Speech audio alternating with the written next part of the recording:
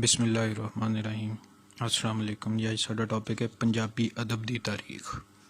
ये भी पहले जो सवाल आता है वो दो ऑप्शनस होंगे, वो सवाल आ जाता है पंजाबी अदब की तारीख का जायज़ा लो, या फिर समटाइम्स पूछ लेंगे कि पंजाबी अदब के अंग्रेज़ों ने की वादा किया, ये बयान करो। अंग्रेज़ों वाला सवाल असी बाद चुके करेंगे, पहले असी ओवरऑल एक तारीखी जायज़ा जो वो सवाल करते हैं। डॉक्टर मोहन सिंह दीवाना ने अपनी किताब पंजाबी अदब की मुख्तसर तारीख दे विच पंजाबी अदब नूं 850 ईस्वी तो टोरिया है, तो उन्हां पंजाबी का पहला वेला नाथ जोगियां का अहद मथिया है, जिहड़ा 850 तो लैके 1450 तक दस्सिया गया है। यानी 850 तो लैके 1450 तक नाथ जोगियां का अहद के नाम तो उन्हां पंजाबी अदब की मुख्तसर तारीख दे विच एक मुतयन कर दिता। नाथ जोगियां दे वेले ਜਿਹੜੇ ਬੰਦੇ ਸ਼ਾਇਰ ਤੇ ਲਖਾਰੀ ਸੀ ਉਹਨਾਂ ਦੇ ਨਾਂ ਕੀ ਦੱਸੇ ਨੇ, ਸਿਰਫ ਨਾਂ ਦੱਸਾਂਗੇ ਅਸੀਂ। ਗੁਰੂ ਗੋਰਖਨਾਥ, ਚੌਪਟ ਨਾਥ ਜੋਗੀ, ਪੂਰਨ ਭਗਤ ਜਾਂ ਚੁਰੰਗੀ ਨਾਥ ਵੀ ਕਿਹਾ ਜਾਂਦਾ ਸੀ। ਉਸ ਤੋਂ ਬਾਅਦ ਰਤਨ ਨਾਥ, ਜਿਹੜਾ ਆਖਰੀ ਰਤਨ ਨਾਥ ਹੈ ਇਹਨੂੰ ਬਾਬਾ ਰਤਨ ਹਾਜੀ ਜਾਂ ਰਤਨ ਜਾਂ ਪ੍ਰਾਇਨ ਨਾਥ ਵੀ ਆਖਿਆ ਗਿਆ। ਤਾਂ ਮੁਸਲਮਾਨ ਇਹਨੂੰ ਪੀਰ ਮੰਨਣ ਲੱਗ ਪਏ ਸਨ। ਇਹਨੇ ਕੁਝ ਗ੍ਰੰਥ ਰਚੇ ਨੇ। नाथ जोगियां तो बाद जिन्होंने शहरों का जिक्र किया गया है, ये डॉक्टर मोहन सिंह दीवाना ने जिन्होंने शहरों का जिक्र किया वा वो किहड़े ने? मसूद है। ये मसूद कौन सी? सब तो पहले मसूद होंदा है महमूद गजनवी वालों लाहौर का हाकम सी। इन्हें 12 माह तो सतवारे लिखे ने पंजाबी दे विच। ते चंद बरदाई है दूसरे नंबर ते। चंद बरदाई जिहड़ा ये लाहौर का जंपल सी, लेकिन जवानी वेले पृथ्वीराज दे कोल चला गया सी, तो ये शायर भी सी। तीसरे नंबर पर बाबा फरीदगंज शकर नूं रखा गया है। इन्हां पंजाबी विच शलूक रचे ने। चौथे नंबर पर ख्वाजा मीर खुसरो इन्हां पंजाबी दियां मशहूर बजारतां लिखियां ने। फिर उस तो बाद गल करते हैं कि पंजाबों बाहर लिखी हुई पंजाबी कविता के शायरों का नाम दस्या गया है कि जिन्होंने पंजाब तो बाहर रहंदियां होए जिहड़े पंजाब के वसनीक नहीं सी, लेकिन उन्होंने पंजाबी जुबान दे विच कविता लिखी। उन्होंने पहले नंबर पर कबीर आ जाता, फिर कबीर का पुत्र कमाल, फिर रोहदास ते रमानंद, ये 4 बंदे ने।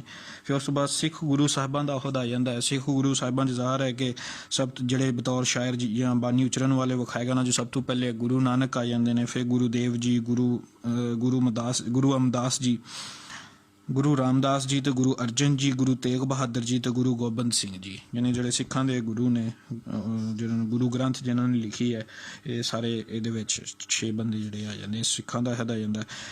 इस दौर के जोड़े मशहूर हिंदू सिख तो मुसलमान शायरों के नाम भी दिते गए हैं। असी पहले हिंदू तो सिख शायरों की जो गल करिए तो बाबा हरीचंद, बाबा लखीदास, दमोदर, भाई गुरदास, चित्रदास, अनाथदास, दयालदास, पीलू वगैरह के नाम सानू मिल जाने। पीलू का तो दमोदर का नाम पंजाबी किस्साकारी के हवाले नाल मशहूर है। मुसलमान शहरों की जो गल करिए तो शाह हुसैन, हाफिज बरखुरदार, अहमद शाह मकबल, शाह शरफ तो सुल्तान बाहू का नाम सानू मिलता है। ये डॉक्टर मोहन सिंह दीवाना की किताब का एक मुख्तसर जिहा जायज़ा वा है, असीं इहदे विच लिख सकते हैं। इस तो अलावा पंजाबी अदब की जिहड़ी दौर वंड अब्दुल गफूर कुरैशी ने अपनी किताब पंजाबी अदब की कहानी विच कीती है। हुण उहनूं मुलाहिज़ा करते हैं कि पंजाबी अदब की मुसलमान पंजाबी शायरी ते लखारी के हवाले नाल असीं पंजाबी अदब की दौर वंड का जायज़ा लैंदे हां। पंजाबी अदब की दौर वंड इंज की जा सकती है। पहला दौर है जी सूफियां का दौर, दूजा दौर इस्लामी मजहबी दौर, तीजा दौर वारसशाही दौर, चौथा दौर नवा पंजाबी अदब, तो पंजवां दौर पाकिस्तानी अदब का दौर। सब तो पहले सूफियां का दौर 580 हिजरी तो लैके 1000 हिजरी तक। वो ये है कि जो हिंद विच मुसलमान जोड़े सूफिया कराम आए तो उन्होंने इत्थे तबलीग का सिलसिला शुरू किया। उन्होंने सूफिया के अक्सर जोड़े से पंजाबी के शायरी भी करते सन।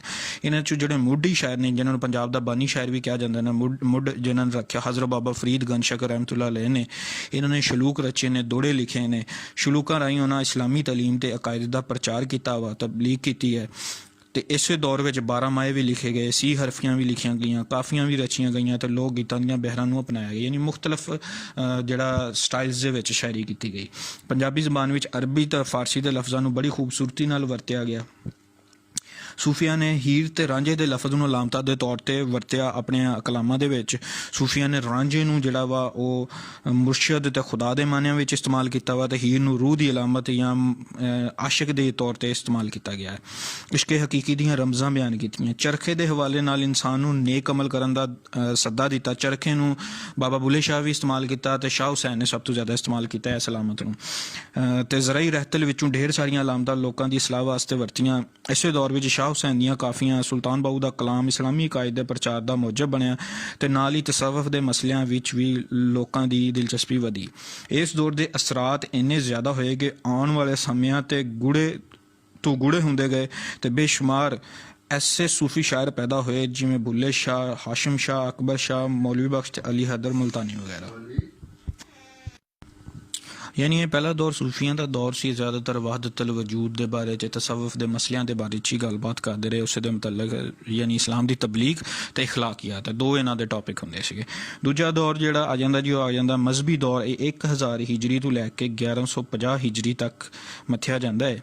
इस दौर में सूफियाना मसलियां तो हट के जोड़े खालस मजहबी मसले ने उन्होंने शायरी का भी तो नसर का भी जोड़ा वा एक हिस्सा बनाया गया। शायरां ने मजहबी ख्यालों ते अकीदियां नूं अपना मौजू बनाया। फिक्का, हदीस वगैरह के मसले बयान किए। नमाज, रोज़ा ते दीनी असूलों नूं शेरां विच नज़म किया ते छोटियां छोटियां किताबां या रसाले भी तसनीफ किए। अकबर बादशाह के दौर विच मौलाना अब्दुल्ला अब्दुल वहाब ने फिक्का बारे नज़मां लिखियां। शाहजहां ते औरंगजेब के अहद विच कुरान मजीद दीयां तफसीरां नज़म कीतियां गईयां। इस दौर विच इन्हां नावां नाल इस्लामी मसलियां बारे किताबां ते नज़मां लिखियां गईयां। छोटे छोटे रसाले या नज़मां या किताबां जिहड़ियां लिखियां वो किन्हां नाम दे नाल सीगियां जी? पक्की रोटी, मिस्सी रोटी, मिठी रोटी, इज़्ज़े बारी, खालक बारी, राज़क बारी, वाहिद बारी, सिफत बारी, क़यामत, हज ते दफन कफन दे मसले, मैयतनामा, हदायतुल मुस्लिमीन, नजातुल मोमिनीन, शम्सुल वाइज़ीन, कससुल अंबिया, शहादतनामे, कसीदे, हमदा, नाता, वफातनामे, हुलिया शरीफ, शमाइल नबवी, मिदानामा, मनाकबत, मराजनामे, नूरनामे ते जंगनामे वगैरह लिखे गए। इन्हां नामां तो रसाले वगैरह या किताबड़ियाँ लिखियां गई। तीजा दौर वारिसशाही दौर है, 1150 हिजरी तो लैके 1200 हिजरी तक। इस दौर में किस्साकारी का रिवाज ज़्यादा हो गया। यानी लोक कहानी और किस्साकारी दास्तानी जड़ा अदब है उन्होंने रिवाज मिलिया। वारिस शाह तो पहला बहुत सारे शायरां ने हीर रांझा के किस्से नूं नज़म किया सी, लेकिन वारिस शाह ने ऐस इश्किया कहानी नूं इंज बयान किया कि उहदा नाम अमर हो गया। इस दौर में ढेर सारे इश्किया किस्से, बैनतां, मसनवियां ते होर बहरां विच नज़म किए गए। यानी मुख्तलिफ जड़ा वा शायरी दियां इकसाम दे विच लिखे गए ने। मसलन किहड़े किहड़े किस्से ने जी? शीरीन फरहाद हो गया, लैला मजनू, सोहनी मईवाल का किस्सा, मिर्ज़ा साहिबां का किस्सा, सस्सी पुन्नू का हो गया, यूसुफ जुलैखा, ढोल शमस, पूरन भगत, सैफुल मलूक वगैरह जैसियां इश्किया दास्तानां लिखियां गई। ऐसे ही दौर में जंग नामे तो वारां भी लिखियां गई, जिदा चट्ठियां की वार हो गई, सिखां की वार हो गई, ये उस दौर के या नवाब मुजफ्फर खान की वार, होर भी कई वारां लिखनियां शुरू हुई। इस दौर में दुनियादारां ते समाजी जिंदगी में दिलचस्पी वधन लगी, हकीकत पसंदी का शऊर जागया ते अदब ने फन का दर्जा इख्तियार कर लिया। इस बाद चौथा दौर आ जाता जी नवा पंजाबी अदब, 1872 तो लैके 1947 तक। ये जो पंजाब में सिखां की हुकूमत खत्म हुई, अंग्रेज़ों ने इत्थे कब्जा कर लिया तो उन्होंने अंग्रेज़ों ने जिहड़ा अंग्रेज़ी तलीम स्कूलों में शुरू हो गई। वो ईसाई मिशनरी जिहड़े सीगे, ईसाईयत की तबलीग करन वाले, उन्होंने लुधियाना नूं, लाहौर नूं, नारोवाल नूं, सियालकोट, तरनतारन ते अंबाले विच अपने सेंटर बना के छापे खाने बनाए। उन्होंने छापे खानियां दे विच उन्होंने अंजील मुकद्दस के तर्जमे किए और उस पंजाबी ज़बान तर्जमे किए गए और वो तर्जमे जिहड़े फैलाए गए, आम लोगों को मुतासर किया गया। अंग्रेज़ों ने पंजाबी ज़बान के अदब में दिलचस्पी लैके तहकीकी काम भी शुरू किया। नाल उर्दू मुशायरिਆਂ ਦੇ ਨਾਲ पंजाबी मुशायरे भी होने लग पे। ईसाई मिशनरियां ने दूजियां ज़बानां ਦੇ ਨਾਲ पंजाबी नूं प्रचार का जरिया बनाया। इत्थे खास तौर पर असी जिक्र करना चाहांगे कि पंजाबी जिहड़ी अंग्रेज़ों ने जिन्होंने प्रचार का हिस्सा बनाया वो गौरमुखी पंजाबी सी। गौरमुखी पंजाबी वो वा या वो स्क्रिप्ट आ लिखण दा जिहड़ी कि हिंदुस्तान वाले पंजाब च इस्तेमाल हुंदी आ। ठीक है, इहदा राइटिंग का स्टाइल और इहदा सारा फॉन्ट्स वगैरह डिफरेंट ने ते जिहड़ी साडी है साडी शाहमुखी पंजाबी कहलांदी है। इलमी अदबी किताबां छापियां जान लग पईयां, रसाले अखबार जारी होए ते उन्हां विच पंजाबी बारे भी मजमून ते लिखतां छापियां जान लग पईयां। 1870 विच सिख स्कूलों के बच्चों लिए पंजाबी का निसाब मंजूर होया। इस सिख स्कूलों के बच्चों लिए जिहड़ा पंजाबी का निसाब मंजूर होया वो भी गौरमुखी रस्मुल खत विच ही मंजूर होया। 1925 विच देसी ज़बानां दे इम्तिहानां विच पंजाबी का नाम भी शामिल हो गया। इस दौरान कई तहरीकां ते मिशनरियां ने अपने प्रचार लिए पंजाबी ज़बान नूं अपनाया। बहुत सारे शायरां ने सियासी ते अखलाकी नज़मां लिखियां। इस दौर के अगे शायरां दे नां जिहड़े मशहूर शायर ने उन्हां दे नां कुछ इंज ने: हकीम आगा अली खान, नवाब गामू खां, रफीक मैरठी, शरफ, उस्ताद हमदम, उस्ताद इश्क लहर, करीम बख्श, चिरागदीन, फजलदीन बख्त, उस्ताद कुश्ता, सैयद फजल शाह, मियाँ हदायतुल्ला। हुण पंजाबी शायरी का मौजू अवामी जिंदगी ते उहदे नाल ताल्लुक रखण वाले मसले बन गए। ਯਾਨੀ ਆਮ ਰਹਿਤਲ ਬਹਿਤਲ ਦੇ ਜਿਹੜੇ ਮਸਲੇ ਸੀ ਉਹ ਪੰਜਾਬੀ ਸ਼ਾਇਰੀ ਦਾ ਮੌਜੂ ਬਣ ਗਿਆ। ਸ਼ਾਇਰੀ ਵਿੱਚ ਮਜ਼ਹਬੀ ਰੰਗ ਘੱਟ ਗਿਆ, ਮਜ਼ਹਬੀ ਤੇ ਅਖਲਾਕੀ ਰੰਗ ਘੱਟ ਗਿਆ। ਮੌਤ ਦਾ ਡਰ ਵੀ ਸ਼ਾਇਰੀ ਵਿੱਚੋਂ ਨਿਕਲਦਾ ਜਾ ਪਿਆ। ਯਾਨੀ ਜਿਹੜਾ ਇੱਕ ਵਾਰਿਸ ਸ਼ਾਹੀ ਦੌਰ ਤੱਕ ਸੂਫੀਆਂ ਦਾ ਦੌਰ, ਮਜ਼ਹਬੀ ਦੌਰ ਤੇ ਫਿਰ ਵਾਰਿਸ ਸ਼ਾਹੀ ਦੌਰ ਸੀ, ਉਹਦੇ ਵਿੱਚ ਕਿਸੇ ਨਾ ਕਿਸੇ ਤਰੀਕੇ ਦੇ ਨਾਲ ਇਸਲਾਮੀ ਰੰਗ ਔਰ ਮਜ਼ਹਬੀ ਔਰ ਜਿਹੜਾ ਇੱਕ ਅਖਲਾਕੀ ਰੰਗ ਆ ਉਹ ਗਾਲਬ ਆ ਰਿਹਾ ਸੀ ਸ਼ਾਇਰੀ ਵਿੱਚ। ਤੇ ਇੱਕ ਸ਼ਿਫਟ, ਇੱਕ ਨਜ਼ਰੀਆਤ ਦੇ ਵਿੱਚ ਇੱਕ ਸ਼ਿਫਟ ਸਾਨੂੰ ਨਜ਼ਰ ਆਈ ਹੈ। ਠੀਕ ਹੈ, ਇੱਕ ਨਵੀਂ ਚੀਜ਼ ਦੇਖਣ 'ਚ ਸਾਹਮਣੇ ਆਈ ਕਿ ਆਮ ਰਹਿਤਲ ਬਹਿਤਲ ਦੀਆਂ ਗੱਲਾਂ ਬਾਤਾਂ ਜਿਹੜੀਆਂ ਆਮ ਸਾਡੇ ਆਲੇ ਦੁਆਲੇ ਦੇ ਮਸਲੇ ਮਸਾਇਲ ਉਹਨਾਂ ਦੇ ਬਾਰੇ 'ਚ ਸ਼ਾਇਰੀ ਔਰ ਨਸਰ ਲਿਖੀ ਜਾਣ ਲੱਗ ਪਈ।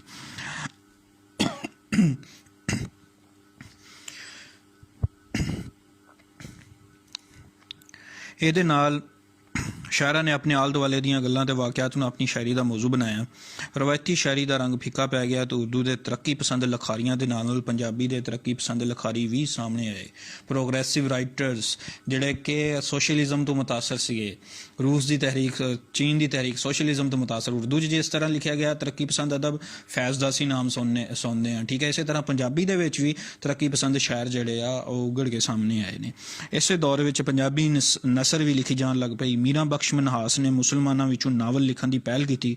ਪੰਜਾਬੀ ਦਾ ਪਹਿਲਾ ਨਾਵਲ ਜਿਹੜਾ ਕਿਸੇ ਮੁਸਲਮਾਨ ਨੇ ਲਿਖਿਆ ਉਹ ਮੀਰਾਂ ਬਖਸ਼ ਮਨਹਾਸ ਦਾ ਨਾਵਲ ਸੀ। ਗਾਲਬਨ ਜੱਟ ਦੀ ਕਰਤੂਤ ਨਾਵਲ ਦਾ ਨਾਮ ਹੈ। ਰਫੀ ਪੀਰਜ਼ਾਦਾ ਨੇ ਡਰਾਮੇ ਲਿਖੇ ਤੇ ਥੀਏਟਰ ਰਾਹੀਂ ਵੀ ਪੰਜਾਬੀ ਡਰਾਮੇ ਪੇਸ਼ ਕੀਤੇ ਗਏ। ਇਸ ਤੋਂ ਇਲਾਵਾ ਕਹਾਣੀਕਾਰੀ ਦਾ ਵੀ ਰਿਵਾਜ ਹੋਇਆ। ਉਸ ਤੋਂ ਬਾਅਦ ਜੇ ਪੰਜਵਾਂ ਦੌਰ ਆ ਜਾਂਦਾ ਵਾ ਪਾਕਿਸਤਾਨੀ ਪੰਜਾਬੀ ਅਦਬ ਦਾ ਦੌਰ 1947 ਤੋਂ ਬਾਅਦ ਦਾ। ਜਦੋਂ ਪਾਕਿਸਤਾਨ ਬਣਿਆ ਤਾਂ ਪਾਕਿਸਤਾਨ ਬਣਨ ਤੋਂ ਬਾਅਦ ਸ਼ਾਇਰਾਂ ਨੇ ਉਹਨਾਂ ਹਾਲਾਤ ਤੇ ਅਹਿਸਾਸਾਤ ਨੂੰ ਵੀ ਬਿਆਨ ਕੀਤਾ ਜਿਨ੍ਹਾਂ ਵਿੱਚੋਂ ਉਹ ਵੰਡ ਵੇਲੇ ਗੁਜ਼ਰੇ ਸਨ। ਸਭ ਤੋਂ ਪਹਿਲੇ ਅਸੀਂ ਗੱਲ ਕਰਾਂਗੇ ਅਹਿਮਦ ਰਾਈ ਦੀ। ਅਹਿਮਦ ਰਾਈ ਦੀ ਜਦੀਦ ਨਜ਼ਮਾਂ ਦੀ ਕਿਤਾਬ ਤਰੰਜਨ ਸਾਹਮਣੇ ਆਈ, ਜਿਹਦੇ ਵਿੱਚ ਰੋਮਾਨੀ ਸ਼ਾਇਰੀ ਦਾ ਵੀ ਜ਼ਿਕਰ ਕੀਤਾ ਗਿਆ ਵਾ। ਰੋਮਾਨੀ ਸ਼ਾਇਰੀ ਦੇ ਮੁਤਲਕ ਵੀ ਮੌਜ਼ੂਆਤ ਮਿਲਦੇ ਨੇ, ਲੇਕਿਨ ਇਸ ਤੋਂ ਹਟ ਕੇ ਇਸ ਤੋਂ ਅੱਡ 1947 ਦੇ ਵੰਡ ਸਮੇਂ ਮੁਸਲਮਾਨ ਔਰਤਾਂ ਦਾ ਇਹ ਅਹਿਮ ਮਸਲਾ ਵੀ ਗੀਤਾਂ ਰਾਹੀਂ ਬਿਆਨ ਕੀਤਾ ਗਿਆ ਕਿ ਜਦੋਂ ਉਹ ਔਰਤਾਂ ਜਿਨ੍ਹਾਂ ਨੂੰ ਹਿੰਦੂਆਂ ਤੇ ਸਿੱਖਾਂ ਅਗਵਾ ਕਰ ਲਿਆ ਸੀ ਬਰਾਮਦ ਕਰਨ ਦਾ ਮਸਲਾ ਸਾਹਮਣੇ ਆਇਆ ਤੇ ਹਕੂਮਤੀ ਤੌਰ ਤੇ ਉਹਨਾਂ ਨੂੰ ਪਾਕਿਸਤਾਨ ਵਿੱਚ ਲਿਆਂਦਾ ਗਿਆ ਤਾਂ ਉਹਨਾਂ ਦੇ ਮਾਪਿਆਂ ਜਾਂ ਖਾਮਦਾਂ ਨੇ ਉਹਨਾਂ ਨੂੰ ਕਬੂਲਣੋਂ ਇਨਕਾਰ ਕਰ ਦਿੱਤਾ। ਅਹਿਮਦ ਰਾਈ ਆਖਿਆ, ਬੂਹੇ ਖੁੱਲੇ ਰੱਖੀ ਬਾਬਲਾ ਖਬਰੇ ਅਸੀਂ ਪਰਤਾਈਏ, ਯਾਨੀ ਔਰਤਾਂ ਦੀ ਨੁਮਾਇੰਦਗੀ ਕੀਤੀ। ਉਹਨਾਂ ਨੇ ਇਹੋ ਜਿਹੀਆਂ ਕਈ ਨਜ਼ਮਾਂ ਲਿਖੀਆਂ ਜਿਹੜੀਆਂ ਬੜੀਆਂ ਦਰਦਨਾਕ ਸਨ, ਔਰਤਾਂ ਦੀ ਆਵਾਜ਼ ਬਣੇ। ਉਹ ਪਾਕਿਸਤਾਨ ਬਣਨ ਦੇ ਮਗਰੋਂ ਸ਼ੁਰੂ ਵਿੱਚ ਸ਼ਾਇਰ ਪਾਬੰਦ ਨਜ਼ਮਾਂ ਲਿਖਦੇ ਰਹੇ। ਪਾਬੰਦ ਨਜ਼ਮ ਉਹ ਹੁੰਦੀ ਹੈ ਜਿਹੜੀ ਰਦੀਫ ਕਾਫੀਏ ਬਹਿਰ ਨੂੰ ਸਾਹਮਣੇ ਰੱਖ ਕੇ ਉਹਦੀ ਹਦੂਦ ਦੇ ਮੁਤਾਬਕ ਲਿਖੀ ਜਾਂਦੀ ਹੈ, ਲੇਕਿਨ ਫਿਰ ਹੌਲੀ ਹੌਲੀ ਆਜ਼ਾਦ ਨਜ਼ਮਾਂ ਲਿਖੀਆਂ ਜਾਣ ਲੱਗ ਪਈਆਂ। ਯਾਨੀ ਇਹਨਾਂ ਚੀਜ਼ਾਂ ਰਦੀਫ ਕਾਫੀਏ ਬਹਿਰ ਵਗੈਰਾ ਦੀ ਕੈਦ ਤੋਂ ਆਜ਼ਾਦ ਨਜ਼ਮ, ਕੋਈ ਟੈਕਨੀਕੈਲਿਟੀਜ਼ ਦਾ ਖਿਆਲ ਨਹੀਂ ਰੱਖਣਾ, ਆਪਣੀ ਮਰਜ਼ੀ ਨਾਲ ਲਿਖੋ ਜੋ ਜ਼ਿਹਨ 'ਚ ਆਉਂਦਾ, ਉਹ ਲਿਖੀਆਂ ਜਾਣ ਲੱਗ ਪਈਆਂ। 1970 ਤੋਂ ਬਾਅਦ ਅਲਾਮਤੀ ਤੇ ਇਮਾਈ ਸ਼ਾਇਰੀ ਉੱਭਰਨ ਲੱਗੀ। ਹੁਣ ਅਲਾਮਤੀ ਤੇ ਇਮਾਈਅਤ ਦੀ ਸ਼ਾਇਰੀ ਦੇ ਵਿੱਚ ਮੁਨੀਰ ਨਿਆਜ਼ੀ ਦਾ ਨਾਮ ਜਿਹੜਾ ਉਹ ਸਭ ਤੋਂ ਜ਼ਿਆਦਾ ਆ ਜਾਂਦਾ ਵਾ।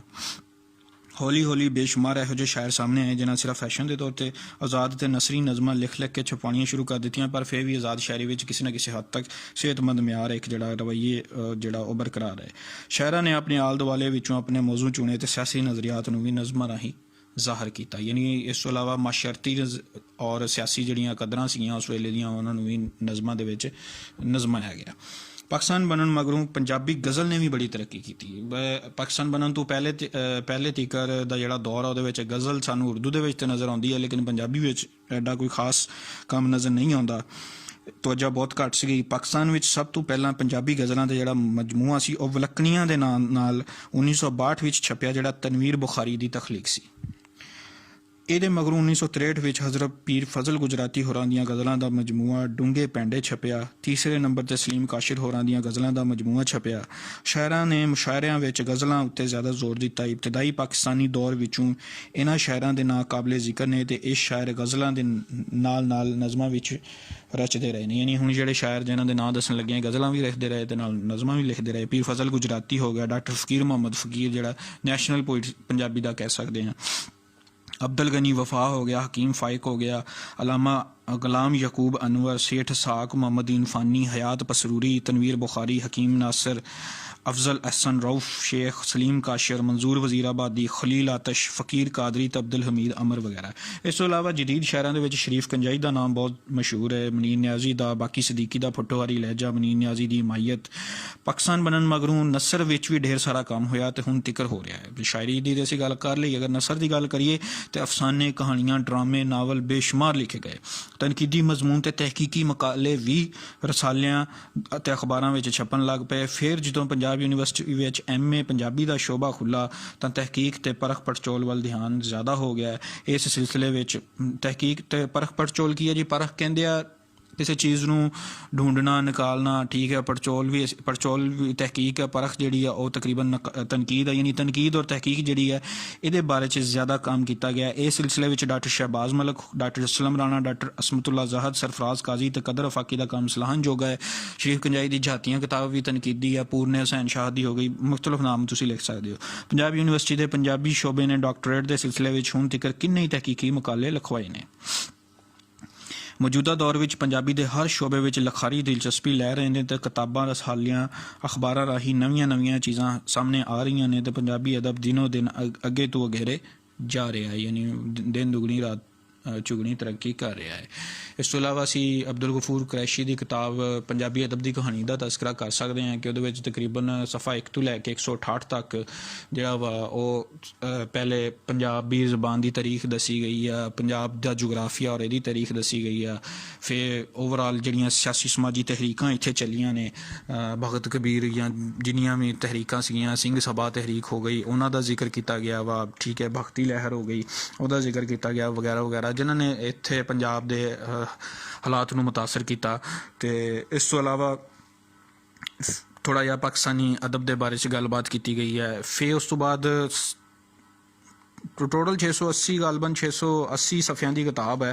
तो सफ़ा 168 तो लैके 680 तक जोड़ा वा जनाब वो 347 शहरों का तस्करा किया गया। तो इस तरह एक तस्करे की किताब ज़्यादा लगती है और तारीख की किताब घट लगती है, और उन्होंने शहरों के मुख्तसर हालात जिंदगी उन्होंने काम उन्होंने अदब के बारे में थोड़ी बहुत सानू जान फटक मिलती है।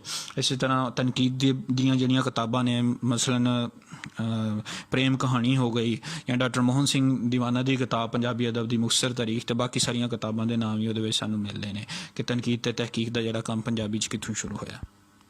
ठीक है जी, अस्सलाम वालेकुम।